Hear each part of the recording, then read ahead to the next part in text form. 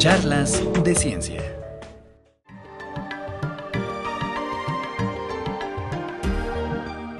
Bueno, buenos días a todos. Veo, pues qué padre, ¿no? Muchos estudiantes de muchas carreras, ¿no? Ciencias químicas, QFBs, ¿de qué más? Licenciados en química, sale muy bien. Hay de muchas más que ya hace rato dijimos. Bueno, en las siguientes 4 horas, no es cierto. En la siguiente hora vamos a platicar de un tema, pues de muchos temas.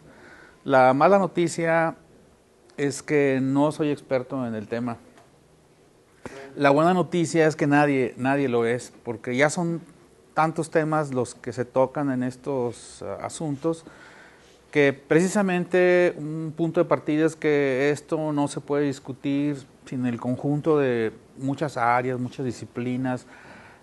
Por eso la idea cuando se discuten estas cosas es que hubiera personas de muchos campos del conocimiento, ¿verdad?, reunidos para intercambiar puntos de vista. Bueno, primero les platico una historia que no es nueva. Seguramente ustedes saben, entre el 1 de julio y el 18 de noviembre de 1916, este año se va a conmemorar un siglo, ocurrió posiblemente la batalla más sangrienta, más horrible que registra la historia de la humanidad. Se dio durante la Primera Guerra Mundial al norte de Francia y es la famosa batalla del Somme. El Somme es un río donde no es la primera vez que se ocurren ahí guerras, ¿no? Bien, durante esta batalla, no sé si ustedes sepan, fíjense lo que duró, ¿no? De julio hasta noviembre. Más o menos el resultado de la guerra fue que el bando aliado avanzó 8 kilómetros. Ese fue el resultado durante tantos meses, 8 kilómetros de avance. No conquistaron ninguna ciudad, ningún fuerte, nada. El logro fue avanzar las trincheras 8 kilómetros, de aquí al centro, un poquito más para allá, ¿sí? Eso fue todo. Y eso nos costó 1 millón de muertos más o menos, ¿sí? Se habla de esta batalla como sinónimo de del sinsentido que pueden tener ciertas cosas, ¿no? O sea, ¿cómo es posible que 1 millón de personas se hayan sacrificado para avanzar un pedacito de terreno, ¿sí?, durante tantos meses? Fue la famosa guerra de las trincheras, ¿verdad?, donde pues duraban meses, ¿no?, enterrados ahí en la tierra, ¿no?, sin poder avanzar, sin ganar nada. Bueno, el punto importante aquí es cómo fue que pudo ocurrir esto, ¿no? Monumento ¿a qué se podría llamar? A la invisibilidad humana, ¿no? A la tontería. A finales del siglo pasado, principios del siglo XX, o sea, poco tiempo antes de que estallara la Primera Guerra Mundial, si nos devolviéramos en la historia a principios del siglo XX, en realidad estaríamos viviendo un momento muy glorioso. La humanidad estaba muy en paz. Hacía apenas, más bien no hace apenas, la última guerra se había terminado en 1886, la guerra franco-prusiana, ¿sí? Este señor que está aquí, Otto von Bismarck, había instalado una paz que se consideraba ya eterna, ¿sí? Ya a principios del siglo la gente estaba convencida de que ya no iba a haber más guerras en la historia, que esa guerra había sido la última y que a partir de ese momento se inauguraba en la historia una época de total prosperidad y paz. Al mismo tiempo, había muchos avances, ¿no? Charles Darwin acababa de promulgar su teoría de la evolución, de la selección de las especies, y se vivía una gran fiebre de descubrimientos tecnológicos. Y ahorita nos sorprendemos a veces por los avances tecnológicos de hoy, el impacto que tenían a principio de siglos era aún mayor, ¿sí? No se compara el impacto que ahorita tiene en nuestras vidas un celular con el impacto que tuvo para la gente a principios del siglo el uso de la energía eléctrica, por ejemplo, ¿no? Entonces, realmente se vivía como si la humanidad fuera a entrar en una etapa muy bonita, de mucha prosperidad, de avance científico. La medicina empezaba a descubrir la causa de algunas enfermedades, como las bacterias, y entonces se suponía que faltaba poco para que ya no existieran enfermedades. Es muy probable que si nos regresáramos a ese tiempo y le preguntáramos a un individuo, ¿cómo te imaginas que va a ser el mundo en el 2016?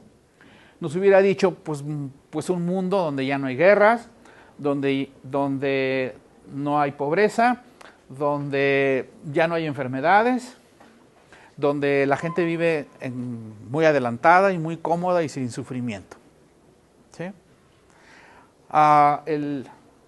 Poco les duró esto, ¿no? ¿Sí? Muy poco tiempo, y nadie sabe todavía por qué. Todavía nadie sabe por qué. Una cosa aparentemente sin importancia, ustedes saben de historia, en 1914 recuerden que asesinaron al archiduque en Sarajevo de Austria, del imperio, el heredero de la corona del imperio austrohúngaro, que era un imperio débil, no era ni de los más importantes ni para nada, y el archiduque, el que iba a ser el próximo emperador, no representaba ningún riesgo para nadie. Pero un nacionalista serbio, Princip, lo mató, y a partir de ahí se desencadenó una guerra como la Primera Guerra Mundial, ¿sí? La más sangrienta de la historia. Todavía los historiadores no se ponen de acuerdo. ¿Cómo es posible que un hecho aparentemente sin importancia, en un país periférico, ¿sí? Por una voluntad individual, no fue un complot de nada, fue una persona, un nacionalista un poco mal de su cabeza, ¿verdad?, que se le ocurrió matar? Aparte no sé si lo sepan, fue la cosa más absurda del mundo. El tirador lo esperó y le disparó y falló. Falló y entonces huyeron, la carroza del archiduque huyó, pero se perdieron en el camino y entonces el chofer se tuvo que regresar por una callecita porque se perdió y resulta que en esa callecita estaba el asesino que había fallado hace unos minutos. Y pues ya que estás aquí, lo vuelve a matar. Bueno, no lo vuelve a matar, ahora sí lo mató. O sea, como un acto tan aleatorio, tan absurdo, acabó desencadenando un conflicto que todavía seguimos viviendo sus consecuencias, ¿sí? Muchos de los nacionalismos que entonces empezaron a surgir, ¿sí?, todavía son nuestra pesadilla. ¿Cómo fue posible eso? Pues esto tiene que ver con lo que vamos a ver. ¿Cómo ocurrió esto? Bueno, pues porque... Uy, está muy lento. ¿Dónde estuvo el problema? De hecho, ¿dónde sigue estando? Bueno, sigue estando en que seguimos pensando que ciertos fenómenos ocurren de una manera lineal, simple, ¿sí? Así como piensan los niños chiquitos, ¿verdad? Donde hay una causa que está aquí y luego hay un efecto que está acá, ¿verdad? Y por cada causa hay un efecto y por cada efecto hay una causa. Este pensamiento lineal es parte, digamos, de la estructura mental natural que tenemos. Siempre tendemos a pensar en términos lineales. ¿Por qué? Porque es lo más fácil. ¿Sí? Nos ahorra mucho esfuerzo mental imaginar que los fenómenos ocurren de una manera lineal. Si, por ejemplo, me empieza a doler el estómago ahorita, ¿qué es lo primero que pienso? De manera lineal y simple. Que algo te comiste, ¿verdad? Como si todos los problemas fueran porque algo te comes, como si no pudiera haber otras razones, ¿verdad? mucho más complejas. Pero siempre buscamos una causa que se llama contingente, o sea, inmediata y además lineal, ¿no? Cuando, por ejemplo, se enoja con nosotros, si tu pareja se enoja contigo, ¿sí?, lo primero que piensas es en una causa lineal. ¿Por qué estás enojada conmigo? ¿Verdad? Seguramente, y busca uno una causa simple. En realidad hay muchas cosas, ¿sí?, muchos fenómenos, sobre todo los fenómenos a escala social o a escala interpersonal, cuya causa no se puede entender de manera simple, de manera lineal. Y esto ocurre porque son sistemas llamados complejos, ¿sí? Ahorita vamos a ver qué es un sistema complejo. La complejidad tiene que ver con que, primero, no existe una sola causa de las cosas. Y segundo, no existe un solo efecto de una sola causa. Y aquí va lo más, pues lo más sorprendente, lo más difícil a veces de concebir. No siempre la causa es antes que el efecto. ¿Sí? Hay efectos que producen sus propias causas, aunque esto nos contradiga un poquito la lógica aristotélica, ¿no?, en la que solemos vivir en nuestra vida cotidiana. Pero si no entendemos esto, no vamos a poder entender el mensaje más importante del día de hoy y que trata de transmitir los organizadores del Año Internacional del Entendimiento Mundial, que es cómo hacer para que las acciones locales, ¿sí?, tengan un impacto a nivel global, ¿sí?, que ese es el punto aquí importante. Vamos a hablar un poquito de estas cosas que llamamos sistemas complejos. Vamos a hablar que un conjunto, normalmente en un fenómeno dado, hay muchos elementos o muchos componentes en un sistema. Piensen en una sociedad, piensen en un organismo, en un cuerpo humano, piensen en cualquier sistema, ¿verdad?, cualquier compuesto de diferentes partes. Estas partes le llamamos cosas, ¿no? Hay muchas cosas aquí que en conjunto integran el cuerpo, ¿no?, el componente global. Voy a poner acá. Estas cosas hay que pensar que están interrelacionadas entre sí, ¿sí? Cada una entre ellas puede tener un montón de interrelaciones. Luego, voy a poner acá porque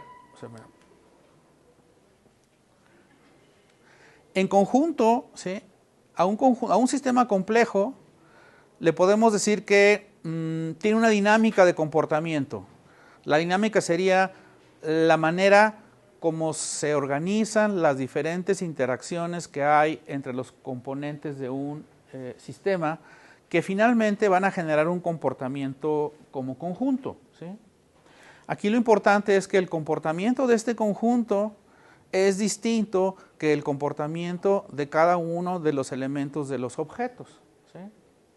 De hecho, la simple suma de las cosas que componen el conjunto no nos explica el comportamiento de todo el sistema, ¿sí? Esto es lo que diferencia un sistema que se llama complejo y un sistema que podríamos decirle que es complicado. Por ejemplo, el motor de un carro es complicado. Bueno, complicado para los que no sabemos de mecánica automotriz. Supongo que para un mecánico es algo que no es tan complicado, pero es complicado para la mayoría de las personas. Tanto que ya uno ya ni abre el cofre cuando se descompone un carro porque ya no le entiende uno nada, ¿sí? Sin embargo, a pesar de que es complicado, en realidad un motor sí es la suma de sus partes, ¿sí? Un motor es la suma del carburador, ya no me sé las partes, ayúdenme, ¿verdad?, de las bujías, ¿verdad?, ¿sí? Ahí si uno suma las partes de un motor, tenemos el comportamiento del motor. Pero, por ejemplo, el cuerpo humano no es la simple suma del hígado, del corazón, de los músculos y los huesos, ¿no?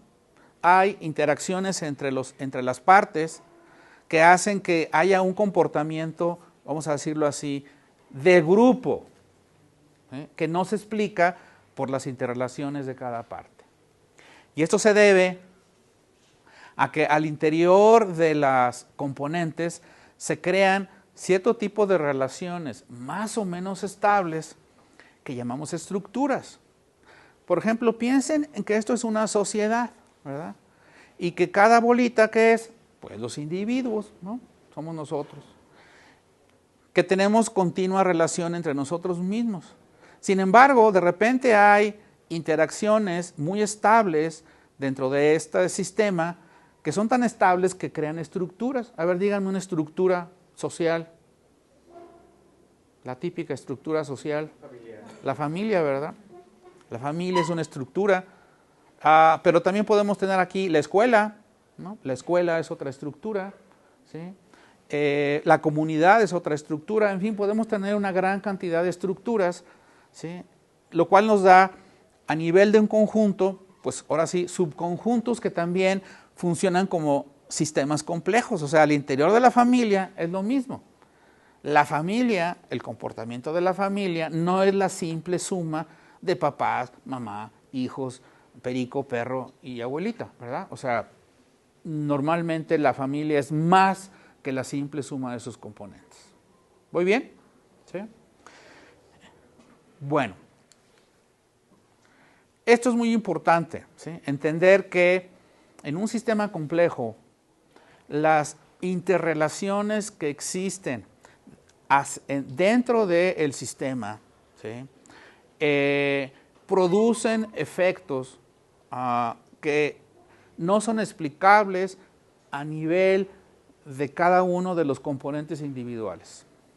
A esto además hay que sumarle otra característica de un sistema complejo, es que no son sistemas estáticos, son sistemas muy dinámicos que están siempre en continuo cambio, ¿sí? Sobre todo en función de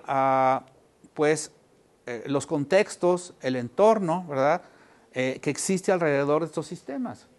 Por eso, un componente difícil de ver aquí, ¿verdad? Dentro de un sistema es el tiempo, ¿sí? O sea, cuando uno estudia un sistema complejo, lo debe de ver desde sus antecedentes de cómo han evolucionado, ¿sí? Su presente, pero además las perspectivas que hay en el futuro respecto a cómo van a evolucionar. Entonces, esta cualidad de tiempo y espacio, dinámicas, estructuras, interrelaciones, hacen de los sistemas complejos algo en ocasiones difícil de entender, ¿sí? Por eso a veces uno evita naturalmente incorporar esta perspectiva de complejidad en la explicación de muchos fenómenos, ¿sí? Repito, los seres humanos tendemos siempre a ver las cosas de una manera simple. Por eso somos tan crédulos en cosas que aparecen en redes sociales, por eso nos dejamos llevar tan fácilmente por las cosas que aparecen en el Facebook, ¿sí? Por eso explicaciones simples siempre nos parecen más creíbles que las explicaciones complejas, ¿sí? Una competencia que debe de tener un universitario, ¿sí? Al menos de esta institución educativa, es incorporar a sus estructuras mentales, ¿sí? Esta perspectiva de explicación compleja de los fenómenos, porque la mayor parte de los problemas que van a enfrentar ustedes en su vida laboral son complejas, ¿sí? Cuando hablamos de fenómenos como económicos, problemas sociales, problemas de cualquier tipo, ¿sí? Normalmente son complejos, ¿sí? No importa que sean carreras básicas, ¿sí? Los problemas finalmente importantes que enfrenta la humanidad son complejos, ¿sí? Y si no empezamos por ahí, ¿sí? Desde el principio, y por eso quise empezar con esto, ¿sí? A incorporar esta reflexión o esta manera de pensar en nuestra cabeza, entonces de nada va a servir, ¿sí? Lo que sigue. De hecho, como voy a explicar, pues muchas acciones van a quedar en la nada, ¿sí? Muchas de nuestras cosas que vamos a hacer no van a servir para producir cambios verdaderos. ¿Por qué? ¿sí? Porque pensamos que así como la explicación era lineal y simple, pues pensamos que también los efectos que tenemos son así de simples, ¿sí? Los médicos, por ejemplo, ahora tratamos en su educación de hacerles entender que no es tan fácil, ¿verdad?, de que una enfermedad tenga una causa. Aunque a veces a la gente así le gustaría, ¿verdad? Porque qué padre que si tiene una causa, ¿cómo se quita la enfermedad? Pues atacas la causa. Ya no existen esas enfermedades, ¿sí? Tanto así que, por ejemplo, una enfermedad, ¿cuál es la enfermedad más, no más común, sino más de mayor impacto actualmente en la vida de los mexicanos? ¿Saben cuál es? La diabetes, ¿sí? ¿Cuál es la causa de la diabetes? Es compleja. Decimos que es multideterminada, pero en realidad es más que multideterminada, es muy compleja, porque se mezcla la interrelación de genes, conducta, alimentación, estilos de vida, estrés, un chorro de cosas se combinan para que se genere una enfermedad. Por eso cuando uno trata de la diabetes, ¿cómo la trata? ¿Con una medicina? Pues no, también se trata de manera compleja, ¿verdad? No bastan los medicamentos. Hay que transformar también muchas otras cosas, ¿sí?, en la vida de la persona para poder tratar. Y no nomás de la persona, ¿sí? La diabetes no solamente tiene que ver con la persona, ahorita tiene que ver con el sistema de salud en México, ¿sí?, con la economía del país, ¿sí? Por eso es un problema como el que vamos a ver, ¿no? Un problema local, un problema individual, un problema que podemos ver aquí, entre nos, pero que tiene dimensiones globales. Bien, este es el clásico esquema, ¿verdad? Casi así como de prepa, donde tratamos de explicar cómo se combinan las principales dimensiones de la sociedad para explicar eso que llamamos desarrollo sustentable, ¿verdad?, que es como una negociación, ¿verdad?, entre la economía, el medio ambiente y la sociedad, ¿no?, el contexto social. Cuando solamente tomamos en cuenta lo social y el medio ambiente, hablamos de un desarrollo tolerable, ¿verdad? Es tolerable, pero normalmente el desarrollo tolerable pudiera llegar a ser poco óptimo en términos económicos. Si nada más tomáramos en cuenta lo social y lo económico, hablaríamos de un desarrollo equitativo, ¿sí? Es muy equitativo, pero probablemente no estemos deteriorando el medio ambiente, ¿sí? Hay muchos modelos de desarrollo equitativo que sacrifican el medio ambiente, ¿sí? Cuando solamente tomamos en cuenta la economía y el medio ambiente, tenemos un desarrollo viable, ¿sí?, pero a expensas de gran injusticia social. Por eso el desarrollo sustentable combina, pues, es como una negociación, ¿verdad?, entre lo económico, lo social y el medio ambiente. ¡Ay! Los esquemas son bien bonitos, ¿verdad? ¿A poco no está padre este? ¿No? Pero el problema de los esquemas, volvemos a lo mismo, es que dan la idea de ¿qué? De una situación simple, ¿no? Bueno, pues nada más ponle poquito de esto y poquito del otro. En la realidad, esto es así, ¿verdad? No es tan fácil, no es así, o sea, no es, póngale como si fuera una receta de cocina, ¿verdad? En realidad es complejo. Y así se vive, la gente que vive en esto, así lo vive, ¿sí?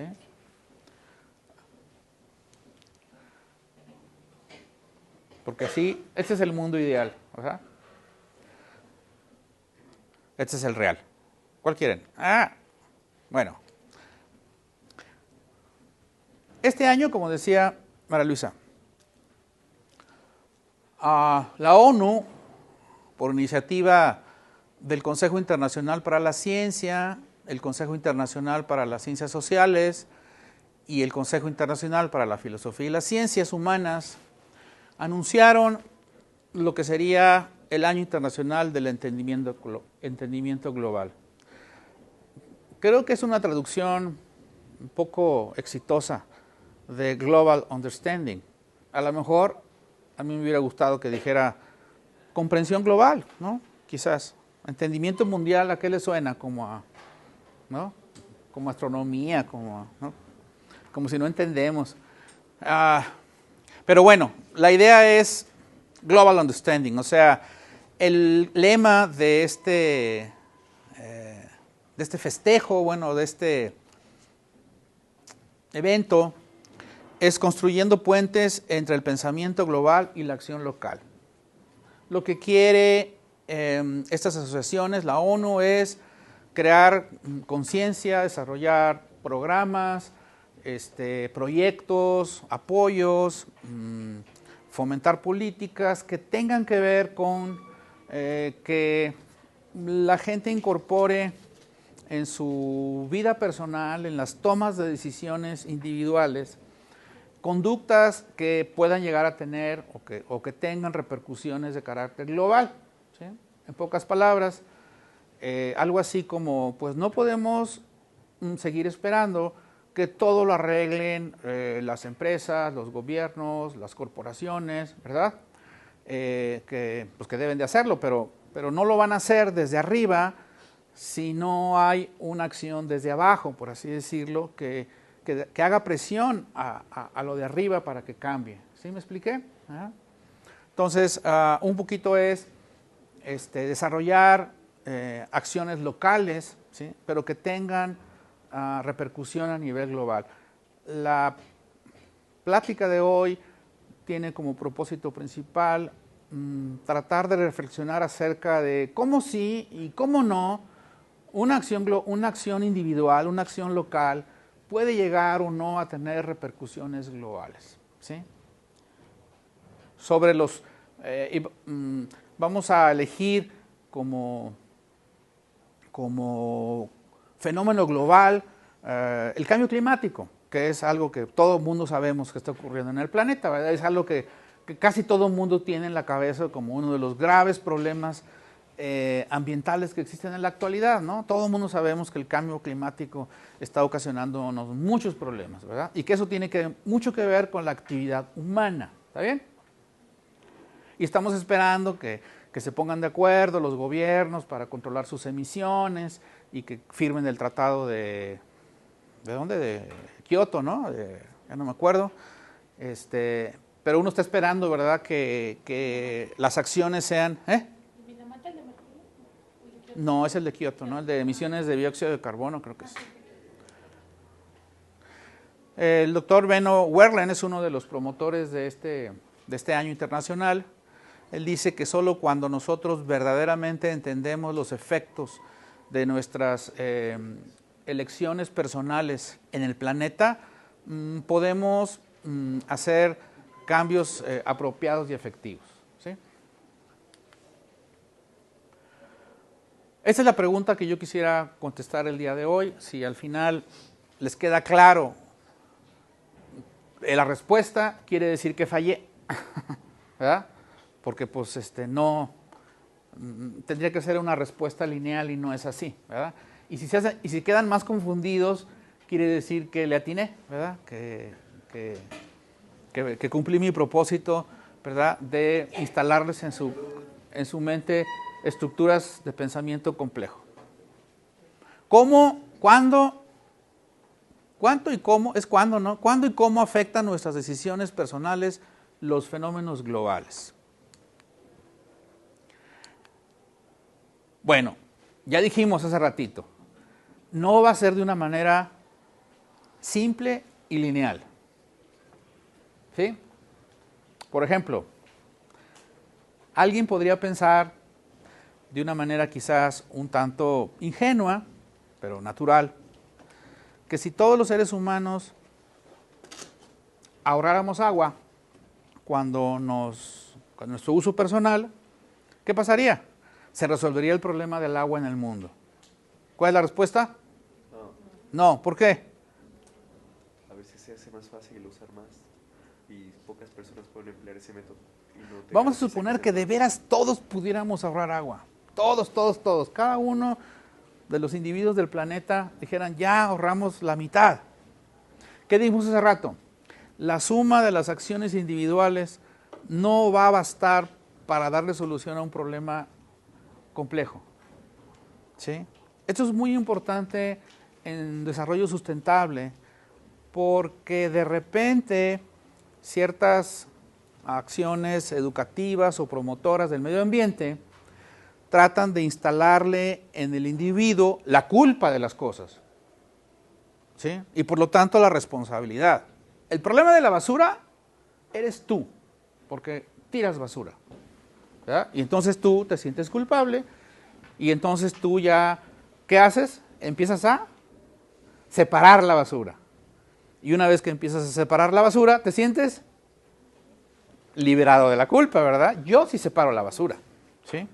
Y entonces los seres humanos empezamos a tener actos individuales que corresponden lógicamente a acciones de protección ambiental, ¿no? Por ejemplo, separamos la basura, que es lo más importante que tenemos así en nuestra sociedad actual y que les decimos a los niños y que más o menos se va haciendo el reciclaje, ¿verdad? La separación de la basura, ¿qué más? ¡Au! El reciclaje, el reusar, Entonces estamos muy contentos porque pensamos que estamos haciendo acciones, no digo que esté mal hecho, pero nos crea la idea de que con eso basta, de que ciertas acciones, por ejemplo, no usen aerosoles, porque los aerosoles, ¿qué hacen? Disminuyen la capa de ozono, ¿verdad? Y eso contribuye al efecto invernadero. Yo ya no uso aerosoles, soy, ¿verdad?, protector del medio ambiente. Entonces, si yo no uso aerosoles y separo mi basura y la reciclo y la reuso, ¿y la qué?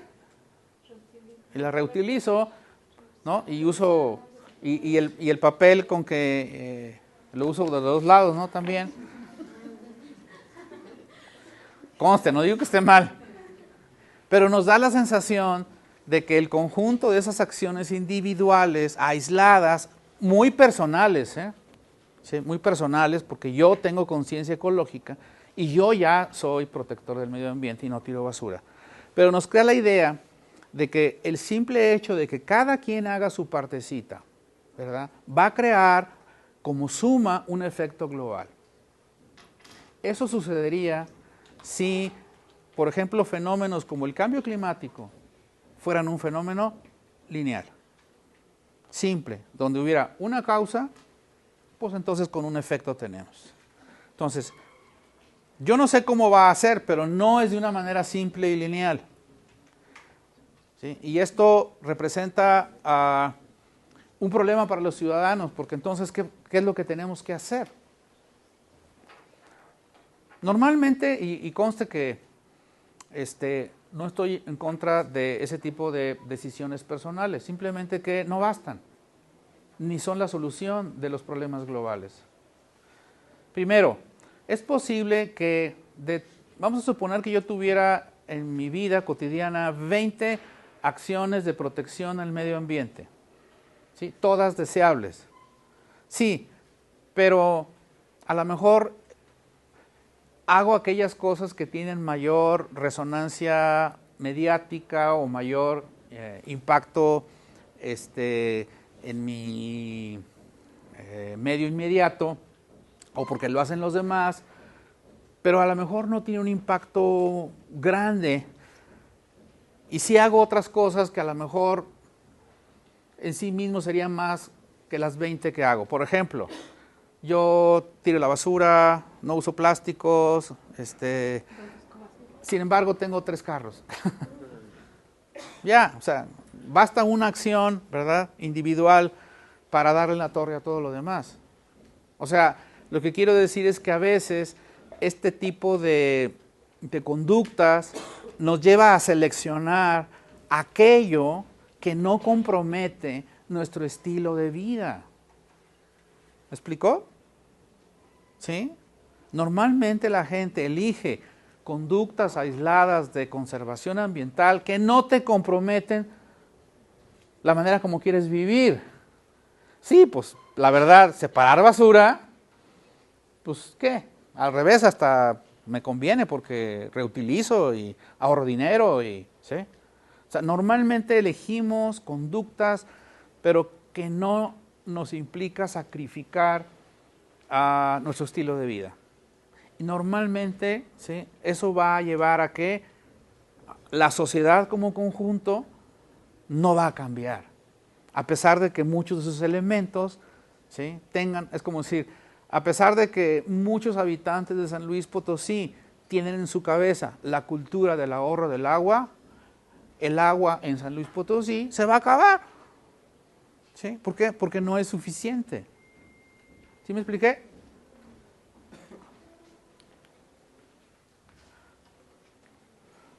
Los actos locales no se van a trasladar al ámbito global por el simple hecho de que todos hagamos muchas cositas aisladas. Estos son los temas del Año Internacional del Entendimiento Mundial. No vamos a hablar de todos. Hoy yo voy a tocar principalmente este.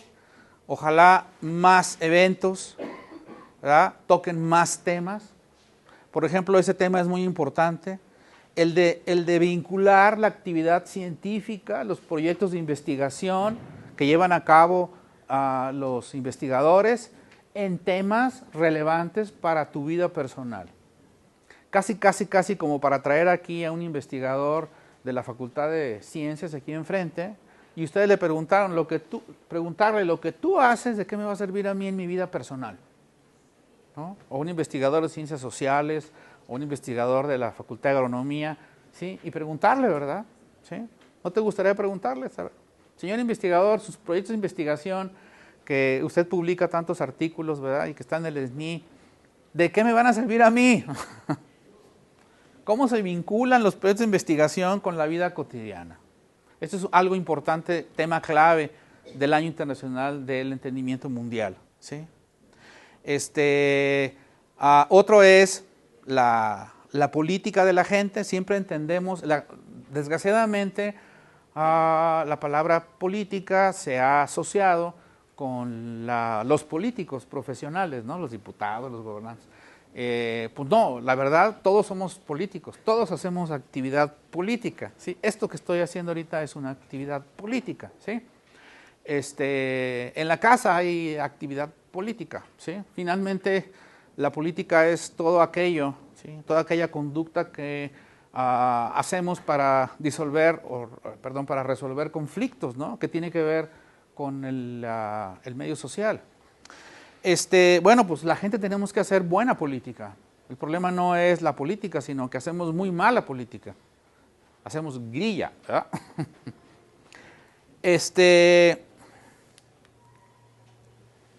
Bueno, ¿cómo lograrlo? O sea, quizás esto es demasiado general, pero voy a tocar puntos que yo creo que son fundamentales en este propósito de cómo lograr que acciones locales, decisiones personales, acaben teniendo repercusiones globales, ¿sí? Ya dije cómo no, ahora voy a tratar de decir cómo sí, ¿verdad? Cómo se podría dar, pero repito, no piensen ya ahorita en términos lineales. No me vayan a preguntar, ¿y cómo se va a hacer eso? ¿Verdad? ¿Y cómo le hacemos para...? No, así no es, no son recetas, ¿sí? En principio, el medio para poder lograr la transmisión de acciones locales a globales es a través de algo que se llama el diálogo intercultural, ¿sí? Algo que promueve este Año Internacional del Entendimiento Global es inculcar, aprender, desarrollar competencias de diálogo intercultural, ¿sí? ¿Qué es esto? Pues un intercambio abierto y respetuoso de puntos de vista entre individuos, entre grupos, culturas, que son diferentes en razón de su lenguaje, de su religión, de su etnia, de su economía. ¿Sí? El diálogo intercultural trata de trascender lo que en esa sociedad hemos llamado tolerancia, que suena como a, pues como aguantar, ¿verdad? Que el otro sea diferente, ¿sí? Yo, como dicen, respeto tu punto de vista, ¿sí? No se trata solamente de tolerar. La palabra tolerancia, aun cuando tiene sentido en una sociedad tan intolerante, en realidad queda corta para propósitos de un diálogo intercultural, ¿no? Por ejemplo, es ver a través del otro, es tratar de verdad poder entender algo a la luz de la manera de ser de alguien que es diferente de mí, ¿sí? Y eso es lo difícil. Creo que como sociedad hemos avanzado mucho en tolerarnos, ¿sí? Sin embargo, estamos cortos en realmente poder ver a través de los otros, y eso es lo que trata de propiciar lo que se llama el lenguaje intercultural, el diálogo entre diferentes, ¿no? El diálogo entre lo ajeno, el diálogo con el otro, ¿sí? Porque el diálogo con el que es uno mismo es un diálogo con el espejo, ¿verdad? Y es muy fácil, es más, no es diálogo probablemente. Un componente muy importante es la educación, pero como verán, es muy difícil transmitir este tipo de valores a través de la educación, ¿sí? Pensando en los niños, en los adolescentes, ¿cómo hacer para que sean temas interesantes? ¿Verdad? No parece que sean muy interesantes estos temas, ¿no? Para los jóvenes.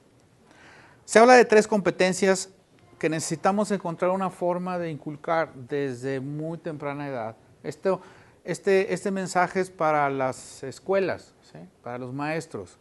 Estas 3 competencias, y ahora que está muy de moda, pues el asunto del desarrollo de competencias en la educación, ¿verdad?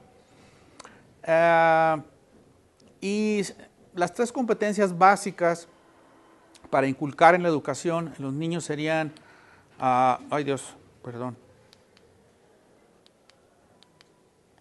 ciudadanía, ¿sí? Que no es otra cosa que la identidad, la participación o la necesidad de la participación que tengamos como ciudadanos, o sea que ser ciudadanos no es solamente un privilegio, ¿verdad?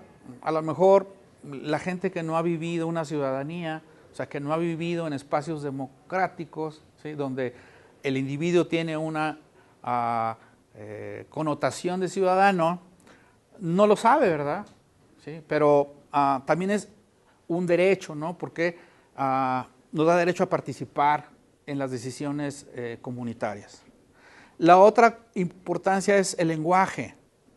El lenguaje en la Universidad de San Luis, en la Universidad Autónoma de San Luis Potosí, como ustedes saben, es una dimensión de las competencias transversales. Pero no se entiende, la enseñanza del idioma, principalmente el inglés, por las connotaciones que tiene el idioma, no es como mucha gente, el inglés simplemente para que tengas mayores oportunidades de encontrar chamba porque te hacen entrevistas en inglés. En realidad se trata de un componente, de una dimensión que se llama precisamente así, intercultural, y que no se ha comprendido en su totalidad, y es la capacidad que tiene una persona de entender a los demás en función de saber que los lenguajes no solamente expresan diferentes palabras, también expresan diferentes formas de entender la realidad, ¿sí? Un idioma entiende el mundo de otra manera como uno. Aprender un idioma no es solamente aprender un conjunto de reglas gramaticales en otro idioma, sino también entender una forma de pensar diferente a uno. Y algo muy interesante, la importancia que tiene en estas competencias la historia, ¿sí? Sobre todo la historia local. Y fíjense que yo traía un ejemplo muy bonito, según yo, como para explicar todo este asunto, y es el cambio de uso de suelo como un modelo para explicar todo esto que acabo de hablar, ¿sí? Y que rara vez tenemos en cuenta cuando tomamos decisiones personales que tienen que ver con el medio ambiente.